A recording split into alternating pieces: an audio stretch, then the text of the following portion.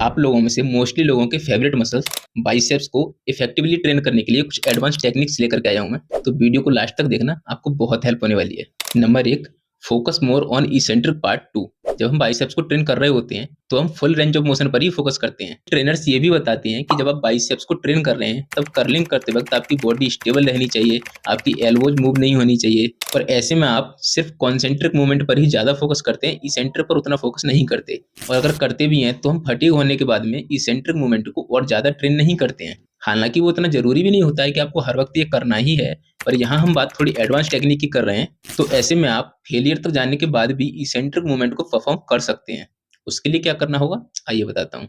आपने खुद से ये फील किया होगा कि जब आप मूवमेंट करते करते थक जाते हैं तब आप वेट को उठा नहीं सकते, मतलब आप कॉन्सेंट्रिक मूवमेंट को परफॉर्म नहीं कर सकते। बट अगर वेट उस वक्त आपके हाथ में ऊपर हो तब आप इसेंट्रिक मूवमेंट को परफॉर्म कर सकते हैं, यानी वेट को कंट्रोल करते हुए नीचे लेकर के आ सकते हैं। और याद रखें, जब आप हाफ रैप भी परफॉर्म कर रहे हैं तो वो भी हाफ रैप्स तो गिना ही जाएगा ना। ऑब्वियसली इसेंट्रिक मूवमेंट में भी आपका मसल ट्रेन होता है। तो इस टेक्निक के लिए जब आप रैप्स लगाते लगाते थक जाते हैं तब आप वेट को किसी भी तरह से ऊपर लेकर के जा सकते हैं और उसके बाद में कंट्रोल करते हुए इसेंट्रिक मूवमेंट परफॉर्म कर सकते हैं। फॉर एग्जांपल, आप बाइसेप कर्ल ही कर रहे हैं तो आप डंबल को ऊपर लेकर के जा सकते हैं, फिर चाहे रॉन्ग मूवमेंट में ही लेकर के जाएं। जब आप थक चुके हैं तो ऑब्वियसली आप सही मूवमेंट में तो ऊपर नहीं ले जा पाएंगे, पर आप बॉडी को जर्क करके या किसी भी तरह से वेट को ऊपर लेकर के जा सकते हैं और उसके बाद में उसको फील करते हुए स्लोली नीचे लेकर के आए, जिससे कि आपका मसल इसेंट्रिक पार्ट में भी ट्रेन होगा। इसके अलावा आप यूनिलैटरल कर्लिंग भी कर सकते हैं, मतलब आप एक हाथ से डंबल को ऊपर लेकर के जाएं दूसरे हाथ की हेल्प से, और उसके बाद में सेम वही वेट को फील करते हुए स्लोली नीचे लेकर के आए इसेंट्रिक मूवमेंट को परफॉर्म करते हुए। पॉइंट ये है कि आप वेट को चीटिंग करके लिफ्ट कर सकते हैं और उसके बाद में इसेंट्रिक मूवमेंट को स्लोली परफॉर्म करें फील करते हुए,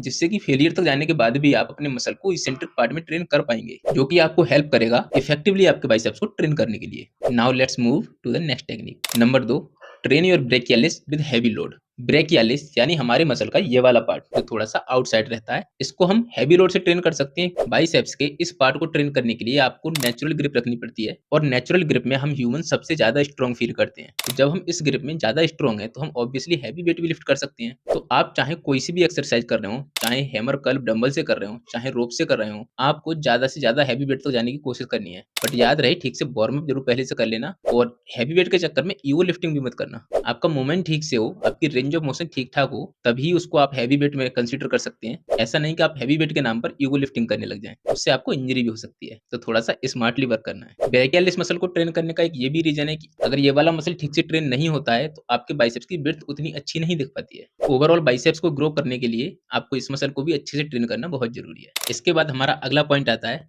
डू चिनअप्स। कुछ लोग चिनअप्स को इग्नोर करते हैं या अवॉइड ही कर देते हैं, बट ट्रस्ट मी, चिनअप्स आपके बाइसेप्स को बहुत ज्यादा डैमेज दे सकता है। और अगर आप थोड़े से स्ट्रांग हैं तो आप वेटेड चिनअप्स भी कर सकते हैं, और चिनअप्स में भी आप ग्रिप का वेरिएशन करके ये देख सकते हैं कि आपको कौन से मसल पर ज्यादा फोकस करना है। अगर आप नेचुरल ग्रिप के साथ में चिनअप्स करते हैं तो ऑब्वियसली आप अपना ब्रेकियालिस को ट्रेन करेंगे, और अगर आप सुपिनेटेड ग्रिप के साथ करेंगे तो आप अपने शॉर्ट हेड को ज्यादा ट्रेन करेंगे। और जो लोग चिनअप्स लगाने के लिए कैपेबल नहीं है तो वो ये वाली एक्सरसाइज कर सकते हैं। यहाँ आपको एक बारवेल का सहारा लेना पड़ेगा, सेम मूवमेंट है, बस आपको थोड़ा इजी रहेगा, पर आपको फोकस बाइसेप्स को ट्रेन करने पर ही ज्यादा करना है। तो बाइसेप्स को इफेक्टिवली ग्रो करने के लिए आप इन तीनों टेक्निक को एक बार अप्लाई करके देखें, आपको डेफिनेटली रिजल्ट मिलेगा। साथ ही अपना फोकस थोड़ा डाइट पर भी बना करके रखें। ओनली वर्कआउट इनफ नहीं होता है मसल्स ग्रो करने के लिए, आपको डाइट और आपकी रिकवरी मूवमेंट भी ठीक रहना चाहिए। बाइसेप्स के अलावा बाकी और मसल्स के लिए भी इस तरह की वीडियोज में लेकर के आने वाला हूँ जल्दी, तो चैनल को सब्सक्राइब करके जरूर रखें। बाकी कोई सजेशन या क्वेश्चन है तो ऑब्वियसली कमेंट बॉक्स ओपन है। बाकी आप मुझे इंस्टाग्राम पर डीएम भी कर सकते हैं। अगर आप किसी भी रीजन से जिम नहीं जा पाते हैं, होम वर्कआउट के लिए आप ये प्लेलिस्ट चेक कर सकते हैं, और फैट लॉस के बारे में ज्यादा जानने के लिए आप ये वाला वीडियो चेकआउट कर सकते हैं। मैं मिलता हूँ आपसे अगली वीडियो में। जय हिंद।